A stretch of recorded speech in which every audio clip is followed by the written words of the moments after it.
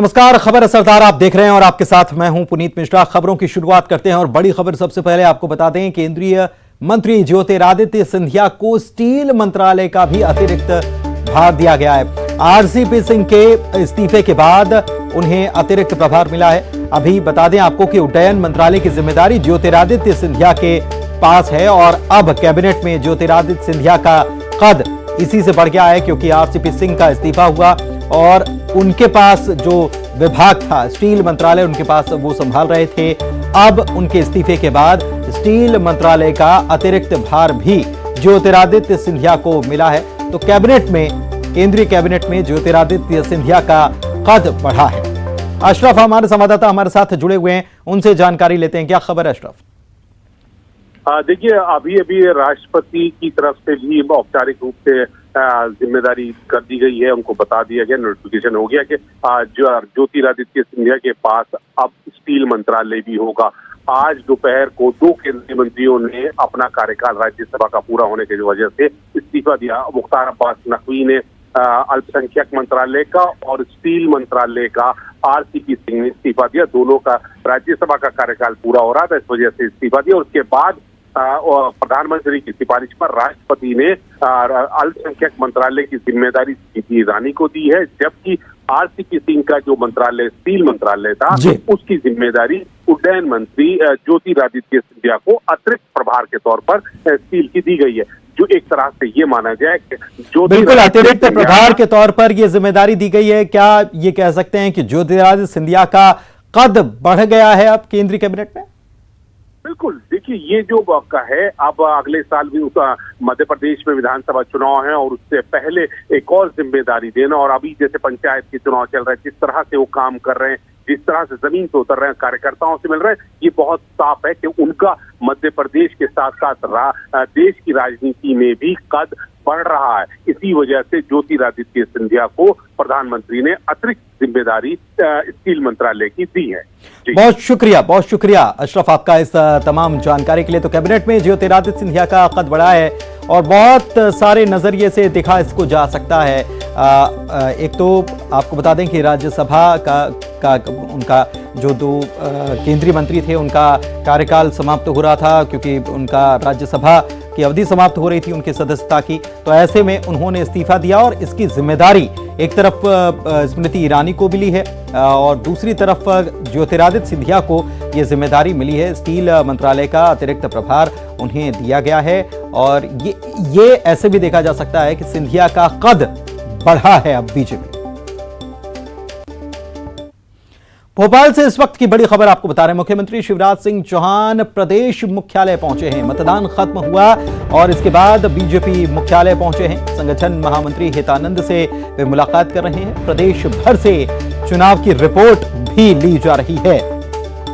मतदान के प्रतिशत से लेकर तमाम चीजों की रिपोर्ट ली जा रही है। इधर वीडी शर्मा प्रदेश अध्यक्ष भी बीजेपी दफ्तर पहुंच गए हैं। जैसे ही प्रचार संपन्न हुआ था उसके बाद भी बैठक हुई थी और अब जब मतदान संपन्न हुआ है तब भी एक बैठक हो रही है और रिपोर्ट लेने का काम हो रहा है।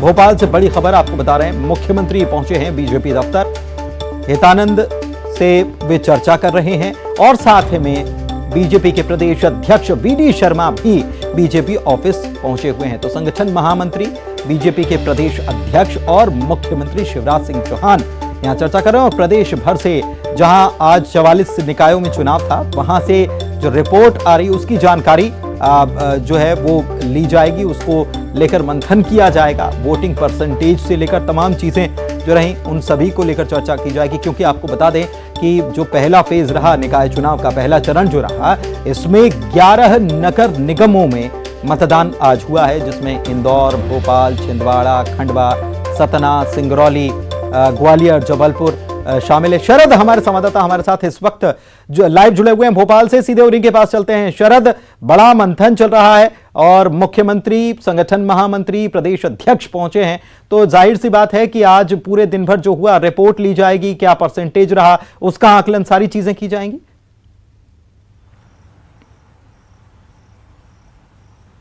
बिल्कुल ठीक कहा है आपने। इसी बात का आकलन इस वक्त बीजेपी प्रदेश मुख्यालय में हो रहा है। मुख्यमंत्री शिवराज सिंह चौहान पहुंचे हुए थे कुछ देर पहले। उनकी जो बीजेपी के प्रदेश के संगठन महामंत्री हैं हितानंद, उनके साथ में पहले बैठक हुई। फिर उसके कुछ देर बाद ही जो बीजेपी के प्रदेश अध्यक्ष हैं विष्णु दत्त शर्मा, वो भी पहुंच गए हैं और कुछ प्रमुख पदाधिकारियों के साथ में उनकी जो बैठक है वो हो रही है। इस बैठक में निश्चित तौर पर चर्चा इसी बात को लेकर है कि आज जो पूरा मतदान हुआ, जहां जहां जो आपने 11 बताए हैं, 11 नगर निगम प्रमुख तौर पर हैं जिनकी हार जीत कहीं ना कहीं बहुत मायने रखेगी जब नतीजे आएंगे सामने, तो उसको लेकर भी कहीं ना कहीं मंथन किया जा रहा है। और दरअसल चिंता इस बात को लेकर है कि जो वोटिंग का प्रतिशत है वो पिछले बार से कम रहा है। भोपाल में भी अगर हम देखें तो जो प्रतिशत है वो कम है और कुछ अलग अलग इलाकों से भी जो जानकारियां, हालांकि कुछ जगहों पर बेहतर भी हुआ है, लेकिन भोपाल जैसी प्रमुख जगहों पर अगर प्रतिशत कम होता है तो फिर उसको लेकर किस तरीके से रणनीति हो, क्या कुछ इसके मायने होंगे, इस बात पर जो मंथन है वो इस वक्त किया जा रहा है। और पूरे प्रदेश में जहां जहां पर चुनाव हुए थे उसकी जो रिपोर्ट है वो प्रदेश मुख्यालय में तीनों प्रमुख जो नेता हैं वो इस वक्त में ले रहे हैं। और कहीं ना कहीं अभी भी कोई स्थिति क्लियर नहीं है, क्योंकि आमतौर पर ये माना जा रहा था कि अगर वोट प्रतिशत बढ़ता है तो फिर उससे कहीं ना कहीं जो सत्ता पक्ष होता है उसको फायदा होता है। ये अनुमान लगाया जा रहा था कम से कम बैलेंस तब भी रहना चाहिए पिछले बार के मुकाबले में, लेकिन अगर कम हुआ है तो वो किसको नुकसान पहुंचाएगा, ये जो गणित है वो अब बैठाने की कोशिश की जा रही है। क्योंकि लगातार ये कहा जा रहा है कि ये जो चुनाव है वो एक तरीके का लिटमस टेस्ट है 2023 में जो चुनाव विधानसभा का होने वाला है उसको लेकर। कुल मिलाकर कि चिंताओं के बीच मंथन का दौर बीजेपी के भीतर शुरू हो चुका है। शरद, आप हमारे साथ बने रहिए। एक रिपोर्ट पहले अपने दर्शकों को दिखाते हैं, फिर आपसे करेंगे चर्चा। तो देवी काली के एक पोस्टर को लेकर मचा है बवाल। अब मध्य प्रदेश तक यह पहुंच चुका है। रतलाम में डॉक्यूमेंट्री के डायरेक्टर के खिलाफ एफआईआर दर्ज हुई है, जबकि भोपाल में विवादित ट्वीट करने वाली टीएमसी सांसद महुआ मोइत्रा के खिलाफ भी मामला दर्ज हुआ है। रिपोर्ट देखिए। मध्य प्रदेश में शिवराज सरकार ने मां काली विवाद में बड़ा एक्शन लिया। इस मामले में टीएमसी सांसद पर एफआईआर दर्ज की गई। सांसद ने मां काली को लेकर विवादित बयान दिया था। इस मामले में धार्मिक भावनाओं को ठेस पहुंचाने के तहत भोपाल पुलिस ने कार्रवाई की है। महुआ मोइत्रा के खिलाफ शिकायत की है, जो यहाँ टीएमसी की सांसद हैं। एक डिबेट देख रहा था तो उसमें जो उन्होंने बोला है कि काली माँ दारू और उसकी देवी हैं, मांस की देवी हैं, मांस मदिरा का सेवन करती हैं।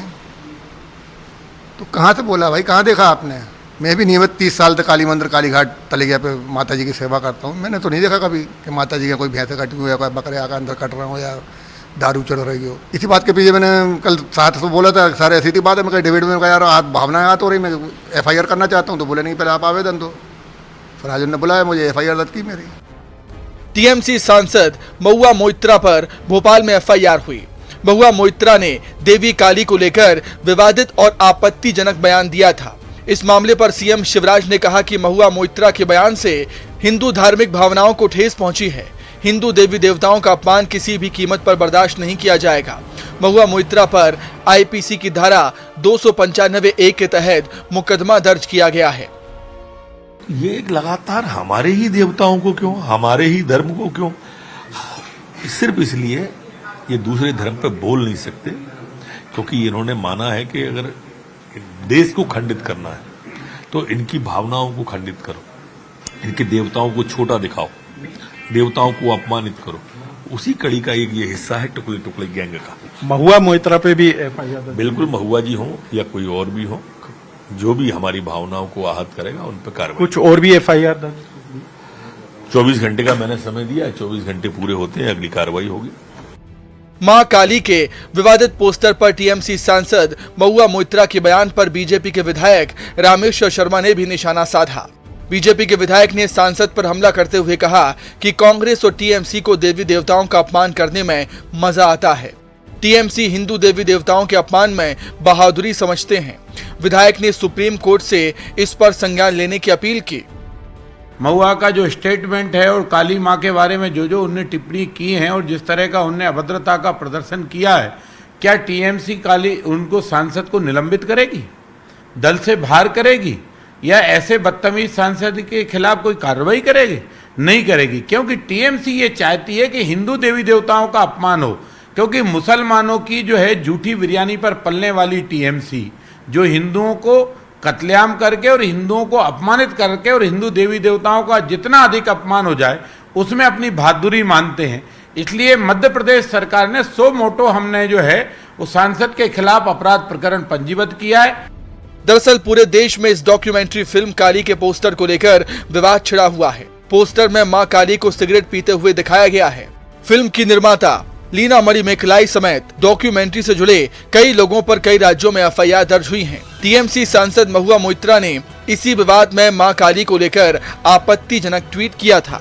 ट्वीट के बाद लगातार बीजेपी की तरफ से बयान जारी किए जा रहे हैं। बीजेपी ने इसे लोगों की धार्मिक भावनाओं को भड़काने वाला ट्वीट करार दिया है। मनोज राठौर, न्यूज 18 भोपाल। शरद हमारे संवाददाता हमारे साथ लगातार बने हुए हैं, सीधे उन्हीं के पास चलते हैं। शरद, हमने देखा है कि इसके पहले विज्ञापन को लेकर भी सरकार ने ऐसी ही सख्ती दिखाई, गृह मंत्री ऐसे ही सख्त मिजाज में नजर आए और कहा कि केवल हमारे देवी देवताओं पर ही इस प्रकार से कुठाराघात क्यों किया जाता है, भावनाओं को ठेस पहुंचाने का काम किया जाता है। सख्ती दिखाई जा रही है, सरकार बिल्कुल सख्त मूड में हो, चाहे वो टीएमसी सांसद हों, चाहे वो जो डॉक्यूमेंट्री बनाई गई है उसकी डायरेक्टर।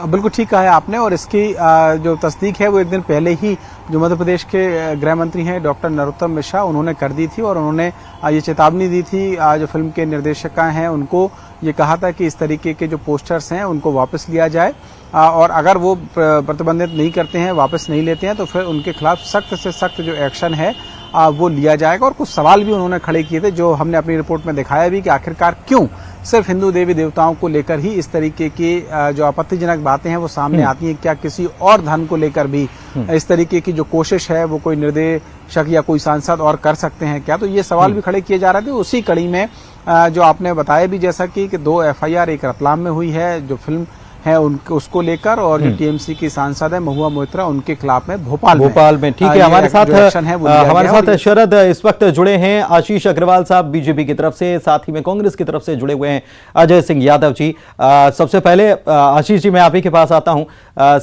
सख्त रुख देखने को मिल रहा है बीजेपी का, प्रदेश सरकार का इस मामले को लेकर, लेकिन साथ ही साथ टीएमसी सांसद का जो बयान आया उसके बाद ऐसा लग रहा है कि इस पर राजनीति भी गर्म हो रही है। देखिए, राजनीति का विषय ही नहीं है। क्यों किसी धर्म के देवी देवताओं के आपत्तिजनक और अपमानजनक पोस्टर बनाए जाएंगे और उनको लोग मोइत्रा जैसे सांसद उनको प्रशय देंगे, उनको आगे बढ़ाने का काम करेंगे?